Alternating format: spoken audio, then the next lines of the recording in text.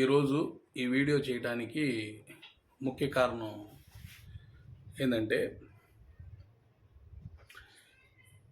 జగన్మోహన్ రెడ్డి గారు ఓటమి చెందటానికి ప్రధానమైన కారణాల గురించి నేను ఈ వీడియో చేద్దామని మీ ముందుకు వచ్చాను. నిన్న జగన్మోహన్ రెడ్డి గారు ప్రెస్ మీట్ కూడా మనం చూసినట్టయితే కెమెరాకి అసలు మొహం చూపించడానికే ఇష్టపడుతున్న జగన్మోహన్ రెడ్డి గారు. ఎందుకంటే ఆయన మొహం కూడా చెల్లల. ఇంత భారీ ఓటమి దిశగా అతను ఓటమి చెందుతానని అతని కల్లో కూడా ఊహించలేదు. అట్లాగే అసలు ఓటమి గల కారణాలు మేము విజయసాయిరెడ్డి అంటాడు, మేము సమీక్షించుకుంటాము, దాన్ని ఎలా జరిగింది ఏందని విజయసాయిరెడ్డి గారు చెబుతున్నారు. అసలు వైఎస్ఆర్సీపీ ఇంత ఓటమి దిశగా వెళ్తానికి ప్రధానమైన కారణాలు తన క్యాబినెట్లో ఉన్న మినిస్టర్లే. కొడాల నాని అవ్వచ్చు, పేర్ని నాని అవ్వచ్చు, గుడివాడ అమర్నాథ్ అవ్వచ్చు, అంబటి రాంబాబు అవ్వచ్చు, ఆర్కే రోజా అవ్వచ్చు, ఇలాంటి వాళ్ళు అందరూ కూడా, అనిల్ కుమార్ యాదవ్ అవ్వచ్చు, వీళ్ళు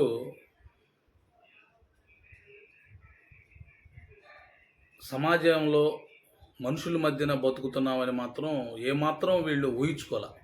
ఏదో మనం ఒక మారుమూల అదే ఏమంటాం మనం, జంగిల్ అడవిల్లో బతుకుతున్నాం అన్నట్టుగా వీళ్ళు వ్యవహరించారు. వీళ్ళ తీరును చూసిన ప్రతి మనిషి కూడా సమయం ఎప్పుడు వచ్చిద్ది అని వెయిట్ చేశారు. ఆ సమయం కోసం వెయిట్ చేశారు. ఏం చేయాలో వీళ్ళని చేసి ఇంటికి పంపించేశారు.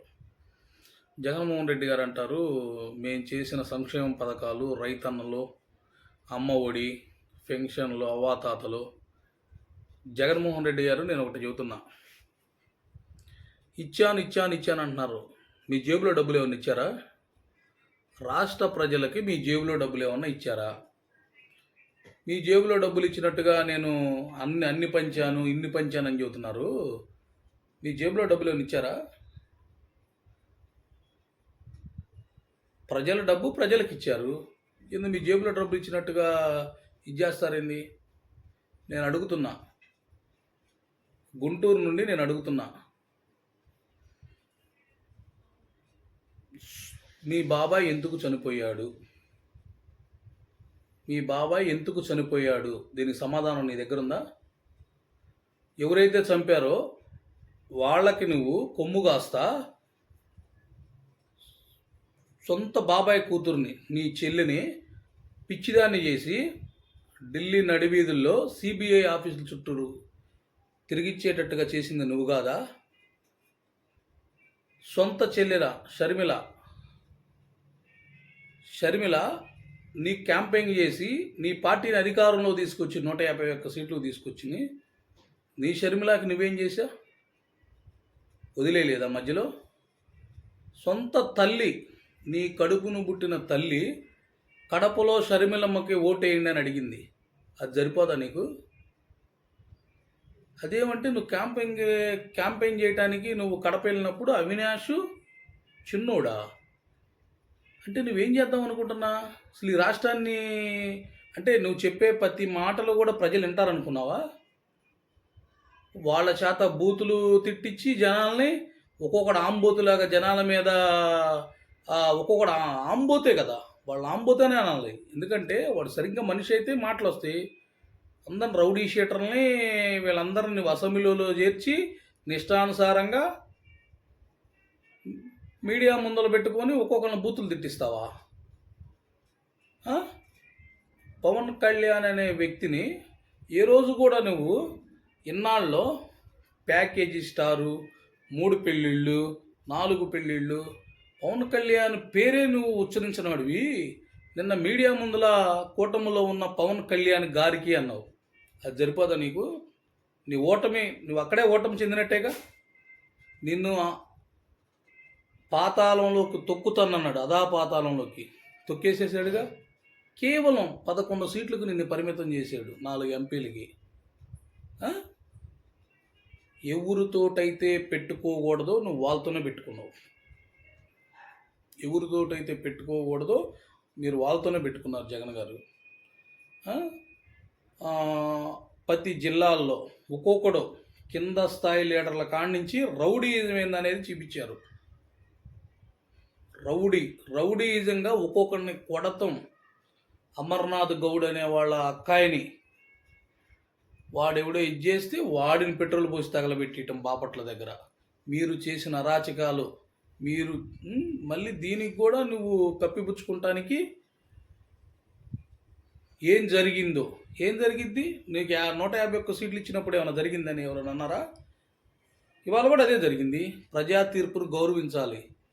రాయల్టీగా వచ్చేసి నేను ప్రజా తీర్పుని గౌరవిస్తున్నాను, ఎక్కడ తప్పులు జరిగి సరిదిద్దుకుంటాము అనే మేము రోజు ప్రతిపక్షంగా ఉండి మేము ప్రజల పక్కన ఉండి పోరాడతామని చెప్పాలి. అదేంది వాళ్ళకి డబ్బులు ఇచ్చాను వీళ్ళకి డబ్బులు ఇచ్చాను అంటున్నావు?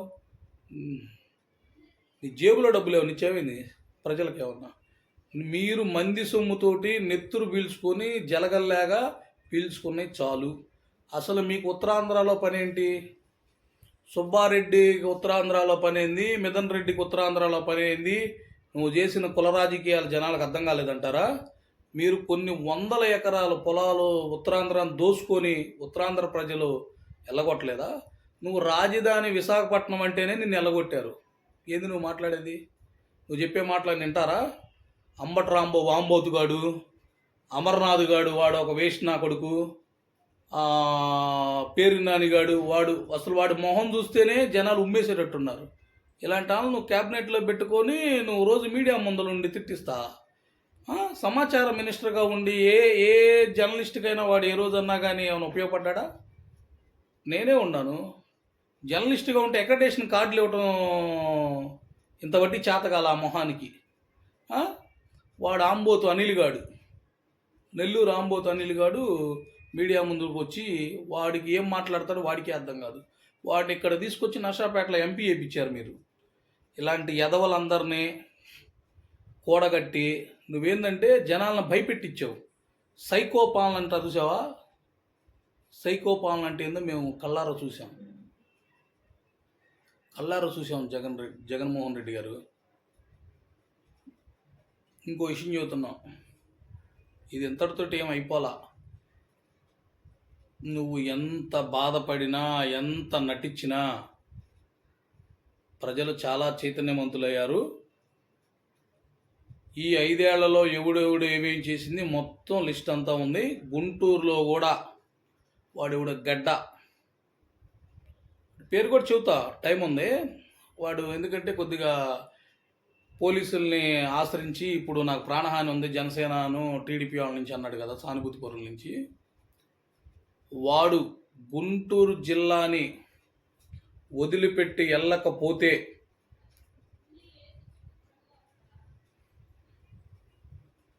మీరే చూద్దరు. ఎందుకు శబదాలు ఇవన్నీ ఎందుకు? వాడు పవన్ కళ్యాణ్ని ఏమని తిడతాడు? పిల్లలతో సహా పెళ్ళాంతో సహా తిడతాడు. పోలీసు వ్యవస్థ ఏమైందప్పుడు ఆ రోజు? ఇంతకన్నా పెద్ద పెద్ద మాటలు ఉంటాయి, డిబేట్లు ఉంటాయి. ఆపే దమ్మున్నాడు ఎవడో కూడా మేము చూసుకుంటాం. ఎవడో దమ్మున్నాడు ఎవడో రమ్మను. ఇప్పుడు వాడికి ఒక న్యాయం నాకు ఒక న్యాయం లేదుగా. రాజ్యాంగం అనేది అందరికి ఒకలాగే ఉంది కదా. ఎవడు దమ్ము ఏందనేది ఇప్పుడు చూస్తారు. ప్రతి ఓడు గుర్తుపెట్టుకుంటారు. రోజా ఏమంది? పవన్ కళ్యాణ్ని అసెంబ్లీ గేటులు తాకనివ్వనుంది. రోజా నువ్వెంత, నీ బతుకెంత, నీ పరిస్థితి ఏంది? నువ్వు సినిమా ఇండస్ట్రీలో ఉన్నప్పుడు నీ బతుకేంది అందరూ తెలిసిందేగా. అనిల్గాడు ప్రజారాజ్యంలో పవన్ కళ్యాణ్ని చిరంజీవిని బెగ్గర్లాగా అడుక్కొని సీట్లు తెచ్చుకున్న వ్యక్తి వాడు. రాజకీయ జీవితం ఇచ్చింది మెగా ఫ్యామిలీ. వాడు టికెట్లు అమ్ముకొని ఇవాళ ఏది పడితే అది నీ ఇష్టం, నోటికి ఎంత వస్తే అంత. ప్రజలేం పిచ్చోళ్ళు కాదు, ప్రజలు మొత్తం గ్రహించారు. ఏం చేయాలో అవన్నీ చేశారు. మీరు ఇలాంటి కపట నాటకాలు ఎన్ని మాట్లాడుకున్నా కూడా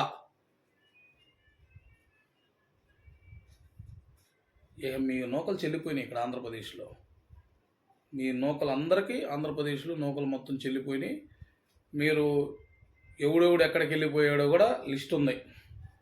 ఇప్పుడు అంత మగోడు అంత దమ్మున్నాడు ఎవడో రాండి. గుంటూరు నిలిపెట్టి వెళ్తాం ఎందుకు? గుంటూరు వదిలిపెట్టి వెళ్ళాల్సిన అవసరం ఉంది. మీరు ఎంత అరాచకం చేస్తే మీరు గుంటూరుని వదిలిపెట్టి వెళ్ళి మీరు ఆ స్టేట్స్లో దాక్కుంటారు. రాండి, మీ ప్రజారంజక పాలన చేశారుగా మీరు.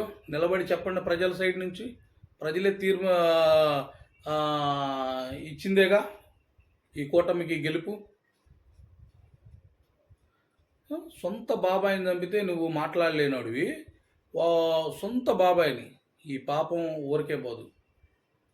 ఈ మొత్తం కూడా ఈ ఈ క్యాబినెట్లో ఉన్న మినిస్టర్లు వీళ్ళందరికి కూడా ఇప్పుడు మీరు తప్పు చేస్తున్నారు అనుకో, ప్రశ్నిస్తానికి ఒక్క మినిస్టర్ అయినా ఒక్కడైనా కానీ ఎవడు నీకు అసలు వ్యతిరేకం చేసి నీకు ఎదురు చెబితే నువ్వు ఎవరిని బతకనిస్తున్నా?